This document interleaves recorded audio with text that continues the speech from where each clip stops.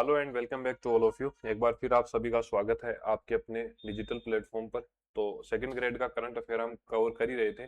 इसी क्रम में आज जो है हम बात करेंगे एक ऐसी क्लास की जिसके अंदर हम मल्टी डायमेंशनल चीजों को पढ़ने वाले हैं। इसका मतलब ये हुआ कि अगर कोई एमओयू हुआ है, अगर कोई रैंक जारी की गई है, रैंकिंग अगर किसी संस्था के द्वारा जारी की गई है, यदि कोई भी रिपोर्ट जारी की गई है, जैसे अगर नीति आयोग द्वारा कोई रिपोर्ट जारी की गई है, तो उन सभी चीजों के बारे में आज हम पढ़ने वाले हैं। विविध, एक तरीके से बोल सकते हैं विविध जो चीजें हैं उनको हम यहाँ पर कवर करने वाले हैं। तो स्टार्ट करें आज की क्लास। आज की क्लास में सबसे पहले बात करते हैं पीएम उषा योजना के बारे में। बेसिकली पीएम उषा योजना जो है वो शिक्षा विभाग द्वारा वर्ष शिक्षा मंत्रालय के द्वारा वर्ष 2023 में जून महीने में स्टार्ट की गई थी।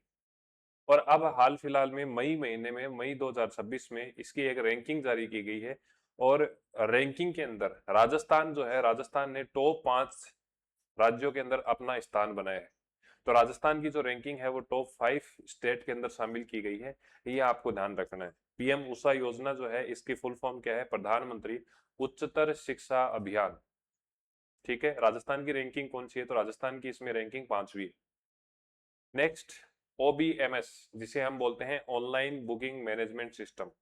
राजस्थान का जो टूरिज्म डिपार्टमेंट है, राजस्थान का जो पर्यटन विभाग है, इसके द्वारा एक ऑनलाइन प्लेटफॉर्म स्टार्ट किया गया है, जो कि अपने आप में देश का पहला ऐसा प्लेटफॉर्म है जिसके माध्यम से किसी भी टूरिस्ट प्लेटफॉर्म या किसी भी टूरिस्ट डेस्टिनेशन की आप ऑनलाइन जानकारी साझा कर सकते हैं। जैसे अगर मैं आपको दिखाऊं तो ये जो है ये पोर्टल है। इसका यूआरएल आप देख सकते हैं, obmstourist.rajasthan.gov.in। इसमें बेसिकली क्या होगा, कोई भी राजस्थान के अंदर टूरिस्ट डेस्टिनेशन है, टूरिस्ट पैलेस है, जैसे यहाँ पर आपको जंतर मंतर दिखा रखा है, तो जंतर मंतर की सारी जानकारियां, फोटो आप लाइव देख सकते हैं। जैसे यहाँ पर जंतर मंतर की फोटोएं दिख रही हैं, ओवरव्यू आप इसका देख सकते हैं, किसने इसका निर्माण किया, ब्रीफली जो जानकारी है वो आप यहाँ पर प्राप्त कर सकते हैं। इसके अलावा क्या इसकी प्राइस, टिकटिंग की जो प्राइस है, टिकट की क्या प्राइस है, वो आप इस पता कर सकते हैं। ठीक है। और इसके अलावा इसकी टाइम क्या है, लोकेशन क्या है, आसपास में क्या कुछ सुविधाएं आपको मिल सकती हैं, वो सारी जानकारी यहाँ पर ओबीएमएस के माध्यम से उपलब्ध कराई जाएंगी। ठीक है। तो यदि आपको मान लो जंतर मंतर घूमना है, यदि आपको कोई मेहरानगढ़ किला अगर आपको घूमना है, तो आप इसके माध्यम से ऑनलाइन टिकट बुक कर सकते हो। टाइमिंग क्या है वो पता कर सकते हो। तो इसके लिए राजस्थान के टूरिस्ट डिपार्टमेंट के द्वारा, पर्यटन विभाग के द्वारा एक पोर्टल लॉन्च किया गया है जिसका नाम है ऑनलाइन बुकिंग मैनेजमेंट सिस्टम। यह अपने आप में देश का पहला ऐसा एकमात्र पोर्टल है, प्लेटफॉर्म है। विकासकर्ता या डेवलपर की बात करें तो इसे डीआईटीसी डिपार्टमेंट के द्वारा, राजस्थान सरकार के सूचना प्रौद्योगिकी एवं संचार विभाग के द्वारा इसको जारी किया गया है। इसके माध्यम से जैसा कि मैंने आपको बताया कि जो भी पर्यटन स्मारक हैं, संग्रहालय हैं, वन्य जीव हैं, बायोलॉजिकल पार्क हैं, इनके अंदर आप सफारी, बोटिंग, होटल आदि की जानकारी आप प्राप्त कर सकते हैं। टाइमिंग की जानकारी आप प्राप्त कर सकते हैं। टिकट की जो बुकिंग प्राइस है उसका पता आप इसके माध्यम से कर सकते हैं। ठीक है। नेक्स्ट हम बात करते हैं Sariska tiger reserve. Sariska tiger reserve के अंदर नेचर इंटीग्रेशन सेंटर की स्थापना के लिए वन विभाग राजस्थान और टेको, टेको की फुल फॉर्म क्या है? The animal care organisation. Basically जो वेदांता ग्रुप है, जो वेदांता ग्रुप है, इनके द्वारा एक संस्था की स्थापना की गई है, टेको, इनके द्वारा। और राजस्थान के वन विभाग के द्वारा एक सेंटर की स्थापना की जाएगी जिसे हम कहेंगे नेचर इंटरप्रिटेशन सेंटर, जो कि कहाँ स्थापित किया जाएगा? सरिस्का टाइगर रिजर्व के अंदर। ठीक है। इसके अलावा सरिस्का टाइगर रिजर्व में Agnivesh Agarwal nature interpretation centre की स्थापना यहाँ पर की जाने वाली है। अग्निवेश, ध्यान रखना, जो वेदांता ग्रुप के मालिक है ना, अनिल कुमार, अनिल अग्रवाल, अनिल अग्रवाल के ये पुत्र थे और अभी कुछ दिनों पहले इनका निधन हो गया है, तो उनकी याद में ये सेंटर स्थापित किया जाएगा। तो एमओयू किन दो संस्थाओं के मध्य हुआ है? एक तो वन विभाग राजस्थान सरकार और एक टेको, द एनिमल केयर ऑर्गेनाइजेशन के मध्य ये जो है एमओयू हुआ है। नेक्स्ट है, नीति आयोग द्वारा एक रिपोर्ट जारी की गई है और उस रिपोर्ट के अंदर राजस्थान सरकार द्वारा संचालित 2 प्रोग्राम, कौन कौन से प्रोग्राम है? एक तो स्वास्थ्य परीक्षण अभियान और एक मुख्यमंत्री शिक्षित राजस्थान अभियान, दोनों अभियानों को गुड स्टेट प्रैक्टिस के रूप में मान्यता दी है। किसने दी है? नीति आयोग ने। इसका मतलब ये हुआ कि ये जो दोनों अभियान है ये अन्य राज्यों को भी, अन्य राज्यों की सरकारों को भी संचालित करने चाहिए अपने अपने लेवल पर। मतलब ये जो है ये एक तरीके से आइडियल मॉडल है। तो बेसिकली पहले अभियान की बात करें तो शाला स्वास्थ्य अभियान है, इसकी शुरुआत 12 अगस्त 2024 को हुई थी। इसमें एक ऑनलाइन एप्लीकेशन है, मोबाइल की ऑनलाइन एप्लीकेशन है, और इस एप्लीकेशन के माध्यम से किसी भी बच्चे की 70 से अधिक स्वास्थ्य जांच आप कर सकते हैं। जैसे आंख से संबंधित है, नाक से संबंधित है, सुनने से संबंधित है, पोषण से संबंधित है, दांत है, आदि जो शारीरिक और मानसिक चीजें हैं उनकी 70 से अधिक जांच यहाँ पर इस एप्लीकेशन के माध्यम से पॉसिबल। ठीक है, तो ये चीज आपको ध्यान में रखनी है। दूसरे प्रोग्राम की बात करें तो एक तो सबसे पहले पीडीएफ में आप जो है इसका करेक्शन कर लेना। मुख्यमंत्री शिक्षित राजस्थान अभियान है, इसको हमने कब स्टार्ट किया था? 29 मार्च 2025 को किया था। कब किया? 29 मार्च 2025 को। राष्ट्रीय शिक्षा नीति 2020 के जो मापदंड है उनके अनुसार इसको स्टार्ट किया गया। बेसिकली ये एक, आप ये मान के चलिए कि ऑनलाइन एप्लीकेशन है जिसमें ओसीआर, ऑप्टिकल कैरेक्टर रीडर के माध्यम से हम एआई के आधारित मूल्यांकन प्रणाली को अपनाते हैं। इस अभियान के अंदर, मुख्यमंत्री शिक्षित राजस्थान अभियान के अंदर, हम किसी भी संस्था या फिर किसी भी जो है वो शैक्षिक घटना के 4 प्रकार के डायमेंशन के साथ में काम करते हैं। यदि हम बात करें शिक्षा की और शिक्षा विभाग की तो उसमें प्रमुख रूप से 4 स्तंभ हैं जिनके आधार पर हम जो है वो शिक्षा विभाग को संचालित करते हैं, विभिन्न योजनाओं का संचालन करते हैं, और शिक्षा विभाग इन 4 स्तंभों पर काम करता है। सबसे पहले बात करते हैं विद्यालय होगा। विद्यालय के अंदर कौन होंगे? विद्यार्थी होंगे, गुरुजी या शिक्षक होंगे, और अन्य जो भी गतिविधियां हैं उसको हम क्या करते हैं? चौथे कॉलम के अंदर रखते हैं, चौथे स्तंभ के अंदर रखते हैं। तो इन चारों चीजों के लिए यहाँ पर जो है वो काम किया जाता है। अभियान के प्रमुख 4 घटकों के रूप में इनको देखा जाता है। बेसिकली होता क्या है कि एक पेज के ऊपर टेस्ट लिया जाता है और उस टेस्ट को एआई के आधार पर, एआई की सहायता से उसको स्कैन किया जाता है और ऑनलाइन मूल्यांकन किया जाता है। ये ठीक ठीक वैसा सा ही है जैसे अगर आप कोई भी पीडीएफ बनाते हो, डॉक्यूमेंट स्कैनर वगैरह आजकल जो अलग अलग आपके जो सॉफ्टवेयर आ रहे हैं उनके आधार पर आप क्या करते हो, किसी भी चीज की पीडीएफ बनाते हो। जैसे अगर आपको कोई भी नोट्स हैं और उनकी पीडीएफ बनानी है तो जो ओसीआर करते हो, ठीक उसी आधार पर जो है वो यहाँ पर मूल्यांकन किया जाता है। पेपर ले लिया, उसका ऑनलाइन स्कैनिंग कर ली और फिर वो अपलोड हो जाता है और उसके आधार पर जो है वो मार्किंग वगैरह की जाती है। तो जैसा कि मैंने आपको बताया, मुख्यमंत्री शिक्षित राजस्थान अभियान है, उसको 29 मार्च 2025 को स्टार्ट किया गया था। प्रमुख तथ्य क्या है, क्या कुछ इसमें शामिल किया गया है? तो विद्यालयों के प्रधानाचार्य, शिक्षक आदि की जो सक्रिय भागीदारी यहाँ पर रहने वाली है। Mega PTM, parents teacher meeting का यहाँ पर आयोजन किया जाएगा। एआई आधारित यहाँ पर प्रखर 2.0 रीडिंग प्रोग्राम चलाए जाएंगे। डिजिटल मॉनिटरिंग बच्चों की रखे जाने वाली है और रोजगार उन्मुखी शिक्षा को यहाँ पर बढ़ावा दिया जाने वाला है। जैसा कि मैंने अभी आपको बताया था कि अभियान के प्रमुख 4 घटक हैं जिसमें एक तो विद्यार्थी है, विद्यालय है, शिक्षक है और शैक्षणिक परिणाम उन्नयन केंद्रित कार्य है।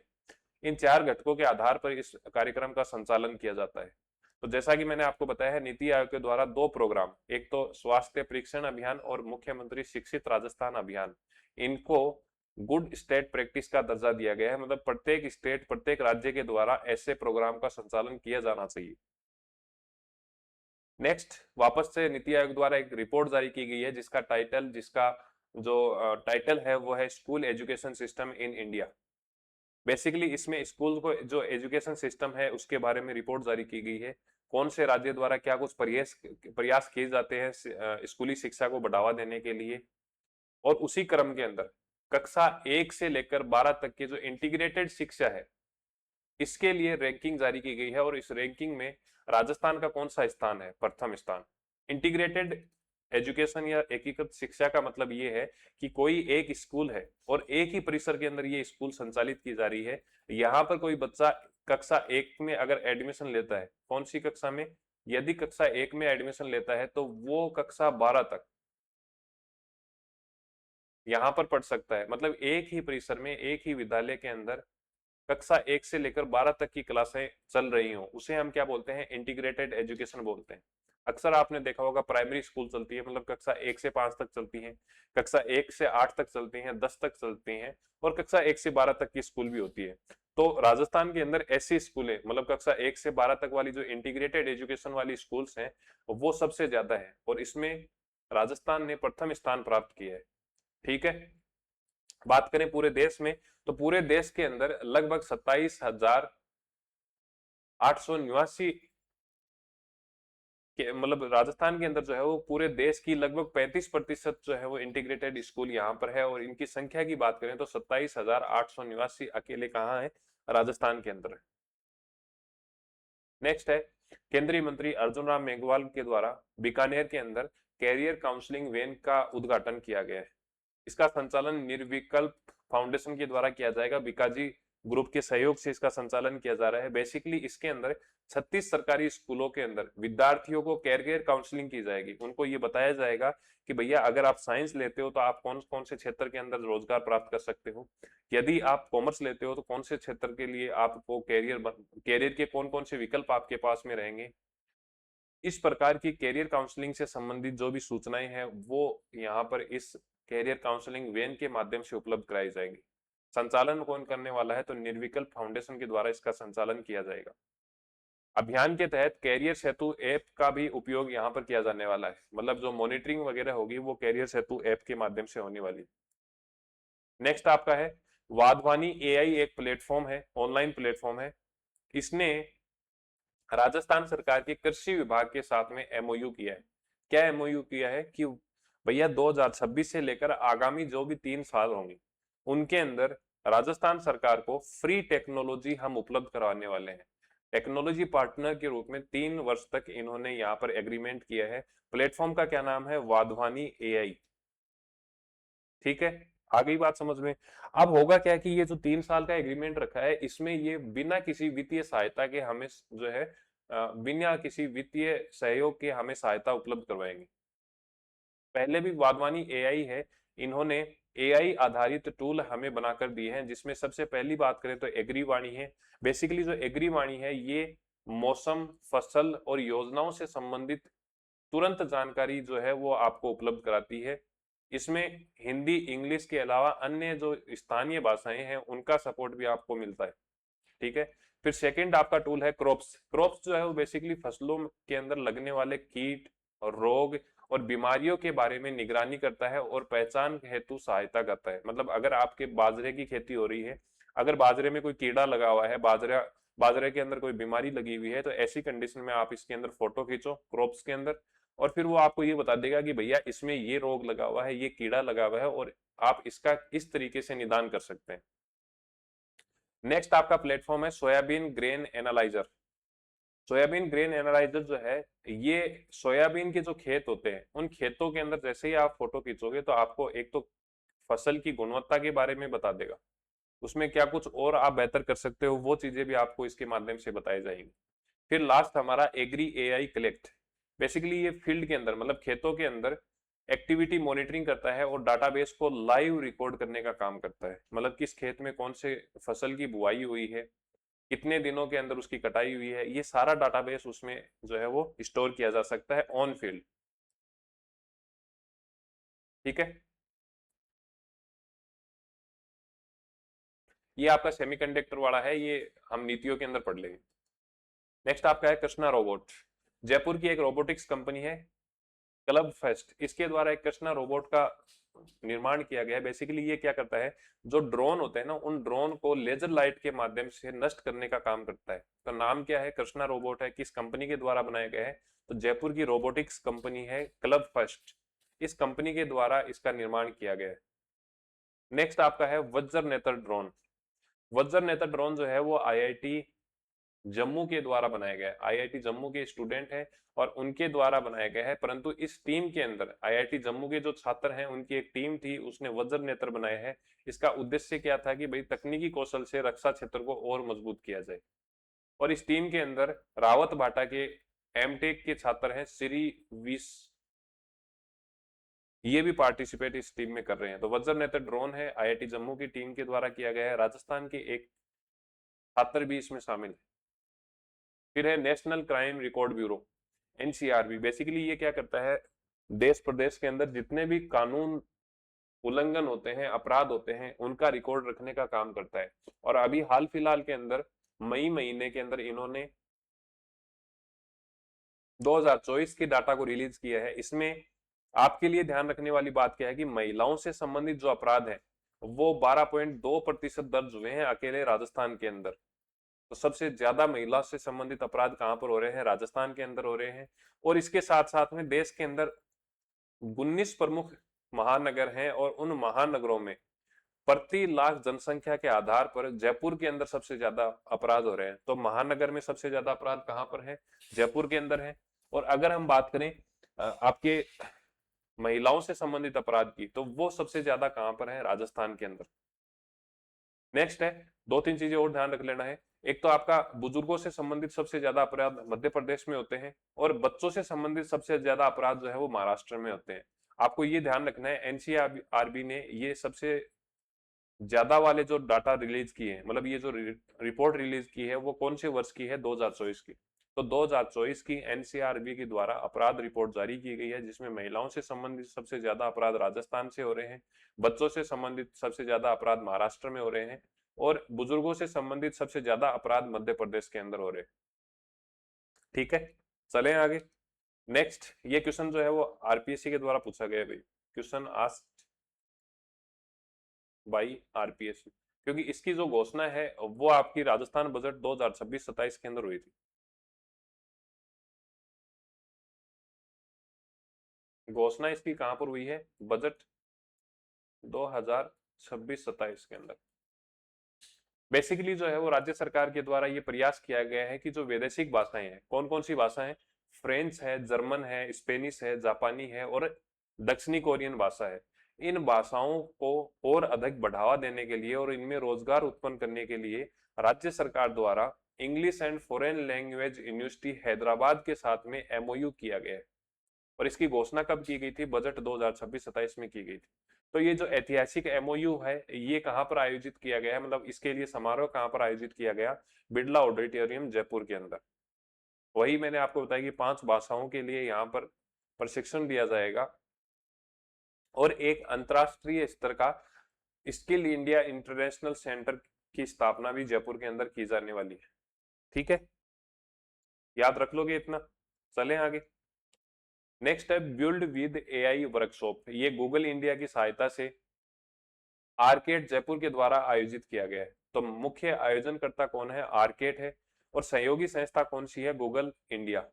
यहाँ पर एआई से संबंधित जो चीजें हैं उनके बारे में जानकारी दी गई है। और सबसे महत्वपूर्ण बात, जेमिनी एआई, जेमिनाई एआई जो कि गूगल इंडिया का ही एक प्रोजेक्ट है, इसकी भी यहाँ पर जो है वो आपको जानकारी दी गई है। यह आयोजन एआई एमएल नीति, जिसका जो शुभारंभ है वो 6 जनवरी 2026 को किया गया था। इसका भी क्वेश्चन आ गया है।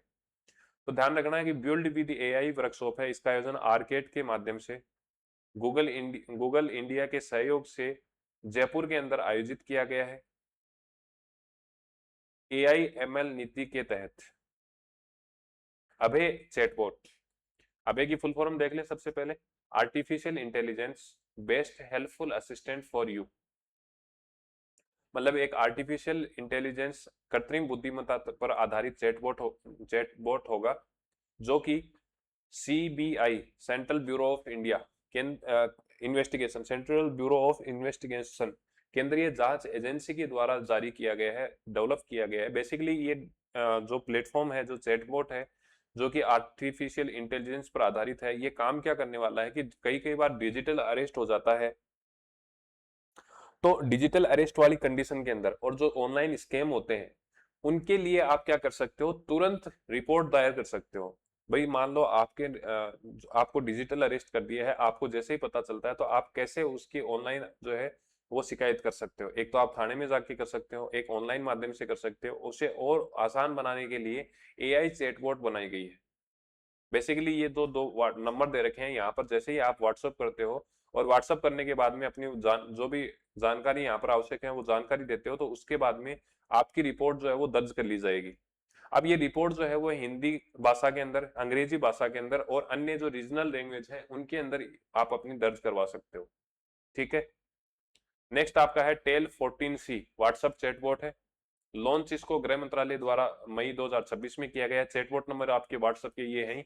इसमें बेसिकली साइबर से संबंधित जो फ्रॉड होते हैं उनकी आप रिपोर्ट लिखवा सकते हो। तो अबे चैटबॉट जो है वो डिजिटल अरेस्ट, फर्जी वारंट आदि से बचाव के लिए था। टेल 14C व्हाट्सएप चैटबॉट है, ये आपका जो है ये साइबर फ्रॉड से संबंधित है। फिर राजस्थान पुलिस द्वारा उमंग 7th एक अभियान चलाया गया है। इसमें बेसिकली बाल श्रम, बंधुआ मजदूरी और मानव तस्करी को रोकने के लिए ये अभियान चलाया गया है। इसकी अवधि 1 जून से लेकर 30 जून तक रहने वाली है और प्रत्येक जिले में अतिरिक्त पुलिस अधीक्षक अधिकारी के रूप में इसके नोडल अधिकारी रहेंगे। उमंग 7 अगर आपसे पूछते हैं कि किस लिए चलाया गया है, तो ये जो है ये बाल श्रम, बाल बंधुआ मजदूरी और मानव तस्करी को रोकने के लिए चलाया गया है। कब से कब तक है, तो 1 जून से लेकर 30 जून तक है। ठीक है। प्रमुख कार्य और पहल की बात करें तो इसमें देखो नोडल अधिकारी तो कौन रहने वाला है, एएसपी रहने वाला है। एएसपी जो है वो इसके नोडल अधिकारी रहेंगे। पर थाना स्तर की बात करें तो थाने में एक तो सब इंस्पेक्टर रहेगा, एक एएसआई रहेगा और 4 जो है वो पुलिसकर्मी रहने वाले हैं। तो या तो सब इंस्पेक्टर रह सकता है, या तो सब इंस्पेक्टर या असिस्टेंट सब इंस्पेक्टर, एसआई या एएसआई रहेंगे। और इसके साथ साथ में क्या रहेंगे, 4 अन्य पुलिसकर्मी रहेंगे। इनको मिलाकर एक टीम का गठन किया जाएगा जो कि चाइल्ड वेलफेयर कमेटी के सामने जो है जो भी चीज होंगी वो प्रस्तुत करेंगे। मुक्त कराए गए बच्चे हैं, अगर कोई बच्चा है जो भीख मांग रहा है, बाल श्रम मजदूरी कर रहा है, तो ऐसी कंडीशन में उसे वहां से फ्री कराया जाएगा। और फ्री करवाने के बाद में मेडिकल प्रशिक्षण उनका कराया जाएगा, चाइल्ड वेलफेयर कमेटी के सामने रखा जाएगा। और अगर कोई व्यक्ति अपराध करता है, ऐसा मतलब कौन कौन से अपराध हो गए, आपके बाल मजदूरी हो गए, बाल श्रम हो गए, मानव तस्करी हो गए, इस प्रकार के अपराध अगर कोई करता है तो उसे 3 कानूनों के तहत, एक तो बीएनएस हो गया, भारतीय न्याय संहिता है, किशोर न्याय अधिनियम 2015 है और बाल श्रम प्रतिषेध अधिनियम 1986 है, इनके तहत यहाँ पर कार्रवाई की जाएगी। नेक्स्ट जीवन ऐप और शतायु ऐप, ये बेसिकली जो है वो केंद्रीय सामाजिक न्याय मंत्री वीरेंद्र कुमार जी के द्वारा जारी किए गए हैं। इसमें क्या होता है कि वृद्ध से संबंधित मतलब जो बुजुर्ग व्यक्ति हैं उनसे संबंधित जो वेलफेयर स्कीम है, योजनाएं हैं और अन्य जो कार्यक्रम है उनके बारे में यहाँ पर जानकारी उपलब्ध कराई जाती है। ठीक है। एक आपका पंखुड़ी पोर्टल है। पंखुड़ी पोर्टल क्या होता है, आंगनवाड़ी केंद्रों में खिलौने देने के लिए, शिक्षण सामग्री देने के लिए जो भामाशाह हैं, जो समुदाय हैं अलग अलग, उनको कनेक्ट करने के लिए महिला एवं बाल विकास मंत्रालय के द्वारा पंखुड़ी पोर्टल का इनोग्रेशन यहाँ पर किया गया है। नेक्स्ट आपको ध्यान रखना है, विकेंद्रीकरण सूचकांक जारी किया गया है पंचायती राज मंत्रालय के द्वारा और इसमें राजस्थान की जो रैंकिंग है वो कौन सी है, 7वीं। कौन सी रैंकिंग है, 7वीं रैंकिंग। ठीक है। फॉक्सफेयर डिजिटल प्लेटफॉर्म है, ये जयपुर की निवासी है ऋचा गोस्वामी, इनके द्वारा लॉन्च किया गया है। बेसिकली जो फॉक्सफेयर डिजिटल प्लेटफॉर्म है ये क्या करता है, जो स्थानीय कलाकार हैं, लोक कलाकार हैं, जो अपने राजस्थान के जो म्यूजिशियन है, अलग अलग कला के कलाकार हैं, उनको ऑनलाइन प्लेटफॉर्म देने का काम करता है। ठीक है। फिर नीति आयोग द्वारा पहले 2 शिक्षा विभाग से संबंधित रिपोर्ट जारी की थी, अब बात करी है वाटर बजटिंग रिपोर्ट के बारे में। बेसिकली जो प्रमुख सबसे ज्यादा भूजल दोहन करने वाले ब्लॉक हैं उनकी एक लिस्ट जारी की गई है और इस लिस्ट के अंदर राजस्थान के 3 ब्लॉक कौन कौन से हैं, भीम ब्लॉक राजसमंद के अंदर है, कोटड़ी भीलवाड़ा के अंदर है और आबू रोड जो है वो सिरोही के अंदर है। तो 3 राजस्थान के ब्लॉक है, भीम ब्लॉक, कोटड़ी और आपका आबू रोड। तीनों को सबसे ज्यादा भूजल दोहन करने के मामले में शामिल किया गया है। तो यदि आपसे पूछे कि नीति आयोग की वाटर बजटिंग रिपोर्ट के अंदर कितने ब्लॉक को, राजस्थान की कितने ब्लॉक को शामिल किया गया है, 3 ब्लॉक को। कौन कौन से हैं, भीम ब्लॉक है, कोटड़ी ब्लॉक है और आबू रोड ब्लॉक। ठीक है। स्टेट एम्पावर्ड कमेटी की बैठक आयोजित हुई है और अध्यक्षता किसने की है, मुख्य सचिव श्री वी श्रीनिवास ने। अब ये कमेटी की जो पहले क्वेश्चन नहीं पूछे जाते थे पर अभी हाल फिलहाल में आरपीएससी के द्वारा ऐसे क्वेश्चन पूछे जाते हैं। बेसिकली स्टेट एम्पावर्ड कमेटी की जो है ये काम करती है अलग अलग डायमेंशन के अंदर, रोजगार उपलब्ध करवाने के लिए, शिक्षा है, स्वास्थ्य है, जो बेसिक नीड है किसी भी व्यक्ति की, उनको उन सुविधाओं को और समृद्ध करने के लिए, मजबूत करने के लिए इन कमेटी के द्वारा कार्य किया जाता है और इसकी अध्यक्षता किसके द्वारा की गई है, मुख्य सचिव श्रीनिवास जी के द्वारा। ठीक है। और आपको ध्यान रखना है राज्य शाहपुरा क्षेत्र के अमृतसर में स्थापित राजस्थान की पहली हरिजन पाठशाला के स्थापना के कितने वर्ष हो चुके हैं, 100 वर्ष हो चुके हैं। तो इस प्रकार से मई महीने को हमने कंप्लीट किया है। अब हम बात करते हैं अप्रैल महीने की। अप्रैल में आपको ध्यान रखना है, एक तो ई नाम प्लेटफॉर्म की रिकॉर्ड जो रैंकिंग है वो जारी की है। बेसिकली ई नाम प्लेटफॉर्म जो है वो मंडियों को ऑनलाइन माध्यम से कनेक्ट करने के लिए एक प्लेटफॉर्म है।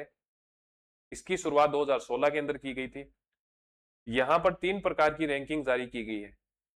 अब इसमें क्या होता है, जितना भी अनाज मंडी के अंदर आता है, अनाज मंडी के अंदर जितना भी आता है उसको ऑनलाइन माध्यम से खरीदा जाता है। कौन से प्लेटफॉर्म से? ई प्लेटफॉर्म, ई नाम प्लेटफॉर्म से। ठीक है, ऑनलाइन माध्यम से ही फिर उनको पेमेंट किया जाता है और इसीलिए एक रैंकिंग जारी की गई है जिसमें कहा गया है कि भी जो टोटल ऑनलाइन व्यापार हुआ है ई नाम प्लेटफॉर्म के माध्यम से, उसमें राजस्थान की रैंकिंग कौन सी रही है? प्रथम रही है, जैसा कि आप यहाँ पर न्यूज़पेपर की कटिंग में भी देख सकते हैं। इसके अलावा 2 अन्य रैंकिंग भी यहाँ पर जारी की गई है जिसमें कुल आवक की है, भाई टोटल कितना अनाज आया है उसके मामले में पूरे देश भर के अंदर राजस्थान का कौन सा स्थान है? दूसरा स्थान। और उन किसानों को अनाज के बदले में जो ऑनलाइन पेमेंट किया गया है उसके मामले में हमारा स्थान कौन सा है? चौथा स्थान है।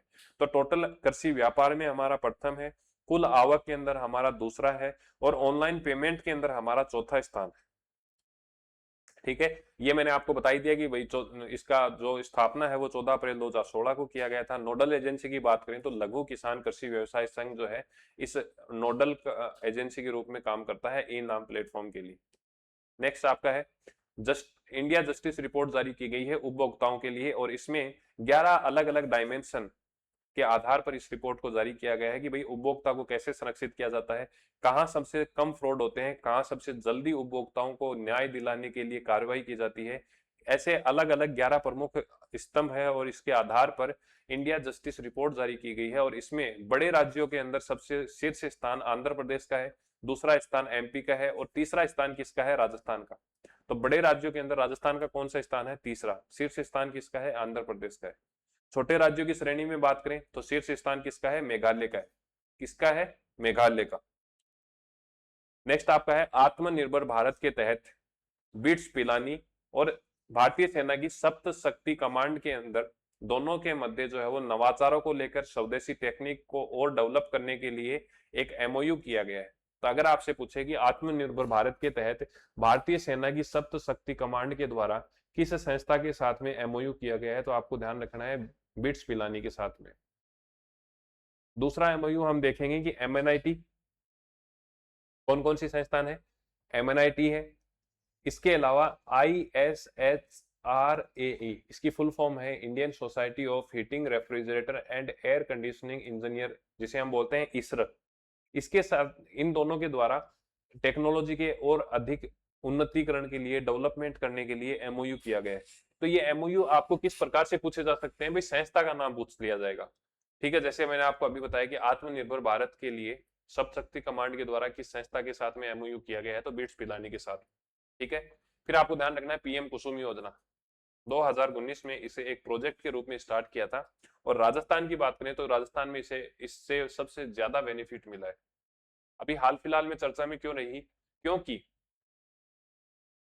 यहां पर 1808 विकेंद्रित सौर प्लांट लगाने के बाद में टोटल जो क्षमता हमारी हुई है वो 4000 मेगावाट से अधिक की हो गई है और ऐसा पहली बार हुआ है कि भाई 4000 मेगावाट को हमने क्रॉस कर लिया है। इसलिए पीएम कुसुम योजना अभी चर्चा में रही है अप्रैल महीने के अंदर। और वित्तीय वर्ष 2026-27 के जो बजट है उसके अंदर 10.7 गीगावाट परियोजनाओं को यहाँ पर स्वीकृति मिली है।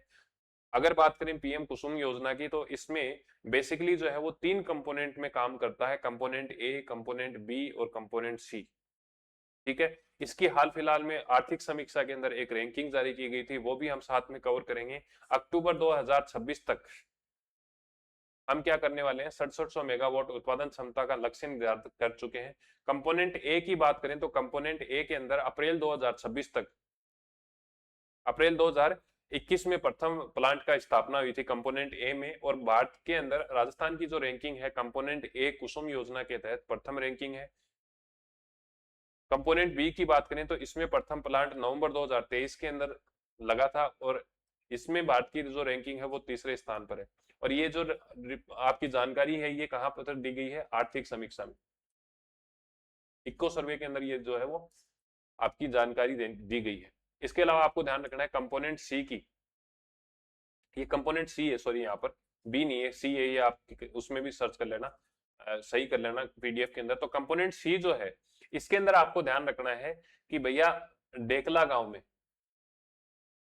डेकला गांव जयपुर के अंदर सबसे बड़ा सोलर प्लांट लगाया जा रहा है कुसुम योजना के तहत। देखो दो क्वेश्चन आ सकते हैं, एक तो राजस्थान के अंदर सबसे बड़ा सौर प्लांट बड़ला है, और अगर हम बात करें कुसुम योजना के तहत स्थापित सबसे बड़ा सोलर पार्क कहां पर है, तो डेकला गांव के अंदर है। इसकी कैपेसिटी की बात करें तो 4.9 की इसकी कैपेसिटी रहने वाली है। ठीक है, तो ये मैंने आपको बता ही दिया था कि भैया 2019 में इसकी स्टार्टिंग हुई है। ए, बी और सी तीन कंपोनेंट के अंदर ये काम करता है। राजस्थान रूफटॉप सोलर छतों पर सोलर पैनल लगाने के लिए गुजरात प्रथम स्थान पर है, महाराष्ट्र दूसरे स्थान पर है, और राजस्थान जो है वो तीसरे स्थान पर है। तो इसके लिए पीएम सूर्यघर योजना चलाई गई है। 78,000 रुपए की सब्सिडी वहां पर मिलती है। राज्य सरकार द्वारा अतिरिक्त सब्सिडी भी देने का प्रावधान किया गया है। और इसमें राजस्थान की रैंकिंग कौन सी है? तीसरी। राजस्थान की कौन सी रैंकिंग है? तीसरी रैंकिंग। ठीक है, कुल संयंत्र की बात करें तो 2,45,000 संयंत्र यहाँ पर स्थापित किए जा चुके हैं। इंस्टॉलेशन क्षमता की बात करें तो 2,090 इंस्टॉलेशन है। इस प्रकार का आपको ध्यान रखना है। ये मैंने आपको बताया है कि भाई 1.44 लाख उपभोक्ताओं को यहाँ पर जो बिजली बिल शून्य हो गया है पीएम सूर्यघर योजना के बाद में। ये सारी जानकारी आप यहाँ पर देख सकते हैं। वैसे मैंने यहाँ पर डिस्कस कर ही चुका हूँ। आपके जो मार्च माह के अंदर सबसे ज्यादा रूफटॉप प्लांट लगे हैं 20,343।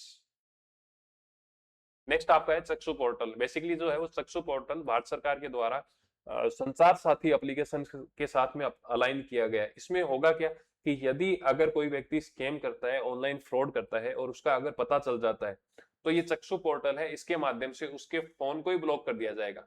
फिर ऐसा नहीं होगा कि आपने एक सिम से किया, फिर दूसरी सिम डाल ली, फिर तीसरी सिम डाल ली।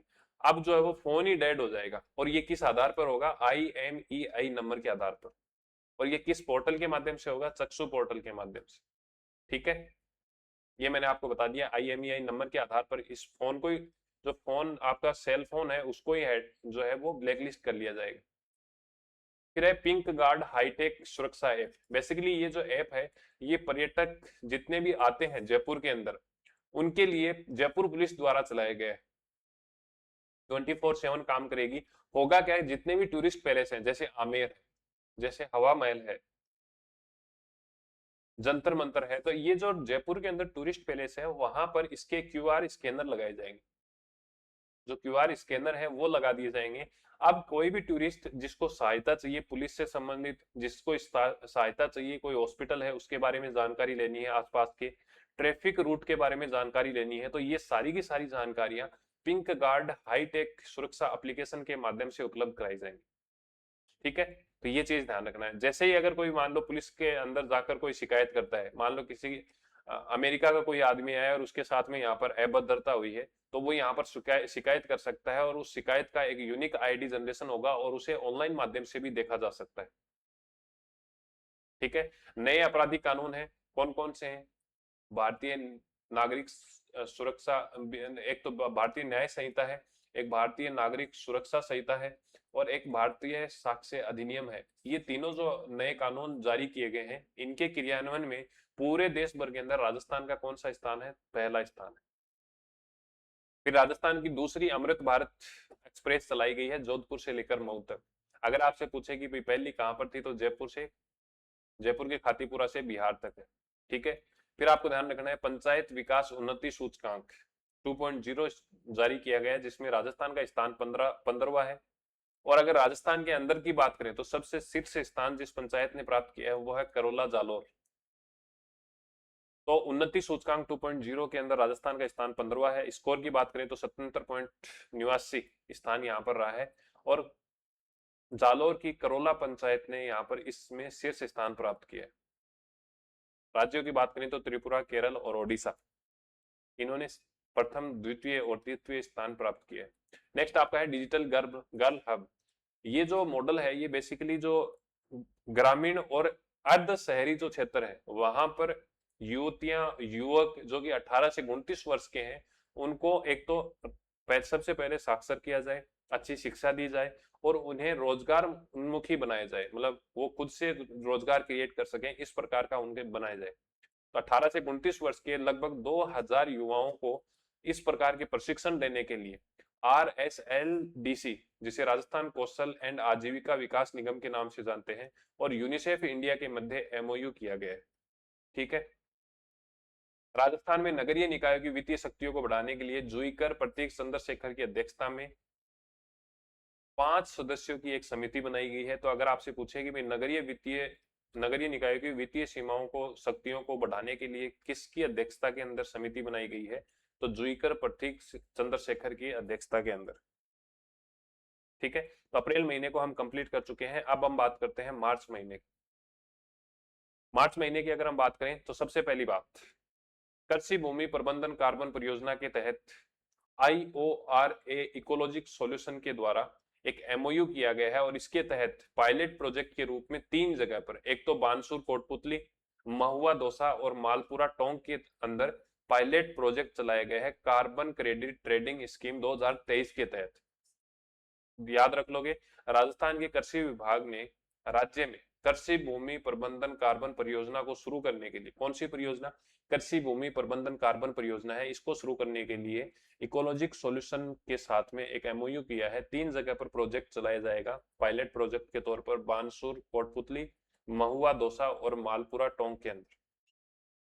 नेक्स्ट आपका है राजस्थान के राजस्व संग्रहण को वृद्धि मिली है 7.10% से। अगर बात करें सबसे ज्यादा जो वृद्धि मिली है वो आपकी मिली है पंजीयन एवं मुद्रांक के अंदर, कितने प्रतिशत है, 16.34%। बाकी अन्य अगर बात करें तो खनन में 12% की वृद्धि हुई है, परिवहन और ग्रीन टैक्स के अंदर 9.51% की वृद्धि हुई है, और आबकारी विभाग द्वारा 7.52% की वृद्धि यहाँ पर देखने को मिली है। नेक्स्ट है नागौर की जो कसूरी मेथी है, जिसे हम नागौरी मेथी के नाम से भी जानते हैं, हरे पान की मेथी के नाम से भी जानते हैं, इसका सामुदायिक विकास किस्म के रूप में आधिकारिक तौर पर पेटेंट कर दिया गया है, और इस सूची में शामिल होने वाला यह 53वां मसाला है। ठीक है। नेक्स्ट आपका है भजनलाल शर्मा जी के द्वारा गौ सेवा नीति लाने की घोषणा की गई है 2026 के अंदर। नेक्स्ट आपका है ऑस्ट्रेलिया के द्वारा और राजस्थान के जल ग्रहण विकास भू संरक्षण विभाग के द्वारा जल संसाधनों के वैज्ञानिक प्रबंधन के लिए यहाँ पर MOU किया गया है। बेसिकली भारत की अनेक संस्थाओं को इसमें शामिल किया गया था, जिसमें अगर राजस्थान की बात करें तो MPUAT उदयपुर और PHED राजस्थान के द्वारा MOU किया गया है। नेशनल लेवल की बात करें तो IIT रुड़की, गुवाहाटी और मद्रास, ये इसके अंदर शामिल है। IIT रुड़की है, IIT गुवाहाटी है और IIT मद्रास है। नेक्स्ट आपका है पढ़ाई विद AI पहल। यह पहल जो है ये NIC के द्वारा स्टार्ट किया गया है, राष्ट्रीय सूचना विज्ञान केंद्र के द्वारा स्टार्ट किया गया है। इसमें आपको ध्यान रखना है टोंक जिले के सरकारी स्कूलों के अंदर कक्षा 10 के अंदर गणित विषय के विद्यार्थियों के लिए पढ़ाई विद AI पहल स्टार्ट की गई है। इसमें एक रियल टाइम डैशबोर्ड रहेगा, जिसके अंदर प्रत्येक विद्यार्थी अपना जो भी प्रदर्शन है भाई, उसने कितने क्वेश्चन सोल्व किए हैं, किस प्रकार की परफॉर्मेंस रही है, किस टॉपिक में वो विशेष तौर पर कमजोर है, ये सारे के सारी जानकारी यहाँ पर इसके माध्यम से उपलब्ध कराई जाएगी। ठीक है। तो पहल का क्या नाम है, पढ़ाई विद AI पहल। किसके द्वारा डेवलप की गई है, तो राष्ट्रीय सूचना विज्ञान केंद्र के द्वारा, NIC के द्वारा। नेक्स्ट आपका है 20 सूत्रीय कार्यक्रम है। इसमें जयपुर को दो क्षेत्र के अंदर रैंक मिली है। एक तो जो है संस्थागत प्रसव के अंदर जयपुर जिले को प्रथम स्थान मिला है, और 20 सूत्रीय कार्यक्रम के तहत ही ऊर्जा विभाग के अंतर्गत पंप सेट ऊर्जीकरण के लिए आवंटित लक्ष्य के विरुद्ध 200% की प्रगति के लिए भी यहाँ पर जो है वो इनको सम्मानित किया गया है या फिर रैंकिंग दी गई है। नेक्स्ट आपका है पंडित दीनदयाल उपाध्याय गरीबी मुक्त गांव योजना के तहत जयपुर जिले को प्रथम स्थान मिला है। तो जयपुर को कितने के अंदर, 3 के अंदर जो है वो शीर्ष स्थान मिला है। और चौथा कौन सा है, पौधारोपण अभियान वन विभाग द्वारा संचालित किया गया है, जिसमें A ग्रेड यहाँ पर जयपुर को मिली है। तो 4 रैंकिंग है, चारों जयपुर की हैं। 20 सूत्रीय कार्यक्रम में संस्थागत प्रसव है, फिर अगर हम बात करें पंप सेट लगाने के लिए 200% प्रगति रखी है, पौधारोपण अभियान में A ग्रेड प्राप्त की है, और पंडित दीनदयाल उपाध्याय गरीबी मुक्त गांव योजना के तहत जयपुर जिले को प्रदेश के अंदर, राजस्थान के अंदर प्रथम स्थान प्राप्त हुआ है। ठीक है, चलें आगे। विश्व टीबी दिवस 24 मार्च 2026 को जयपुर के अंदर SMS मेडिकल कॉलेज में 100 दिवसीय अभियान की शुरुआत की गई है, जिसके तहत 11,184 गांवों को चयनित किया जाएगा, और हमने ये लक्ष्य रखा है कि 2025 तक हम 3350 ग्राम पंचायतों को टीबी मुक्त कर देंगे।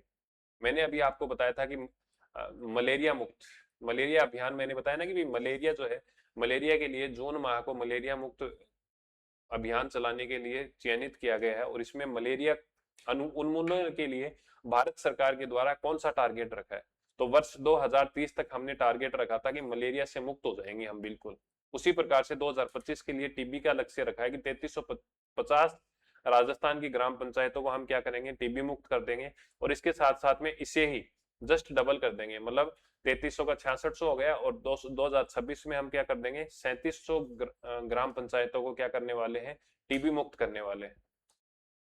नेक्स्ट, खेजड़ी जैसे जितने भी पेड़ पौधे हैं उनको सुरक्षित करने के लिए वृक्ष संरक्षण विधेयक पारित किया गया है और इसके तहत एक समिति का गठन किया गया है जिसके अध्यक्ष कौन है, जोगाराम पटेल। सदस्य कौन है, तो वन मंत्री संजय शर्मा, राजस्व मंत्री हेमंत मीणा इनको इसके सदस्य बनाए गए हैं। और इसकी 3 मीटिंग अभी आयोजित हुई है मार्च महीने के अंदर, 9 मार्च, 11 मार्च और 22 मार्च को। नेक्स्ट आपका है जोधपुर में साबरमती एक्सप्रेस का जो विस्तार है वो जैसलमेर तक किया गया है। तो साबरमती से जो जोधपुर तक ट्रेन चलती थी उसका विस्तार अब कहां तक किया गया है, जैसलमेर तक किया गया है। ठीक है, तो इस प्रकार से आपके मार्च महीने के जो करंट अफेयर है वो हम यहाँ पर कवर कर चुके हैं, अप्रैल महीने का हम करंट अफेयर कवर कर चुके हैं और साथ ही साथ जो है वो आपका मई महीने का करंट अफेयर कवर कर चुके हैं। मेरे हिसाब से अब आपको करंट अफेयर में कोई दिक्कत नहीं आनी चाहिए।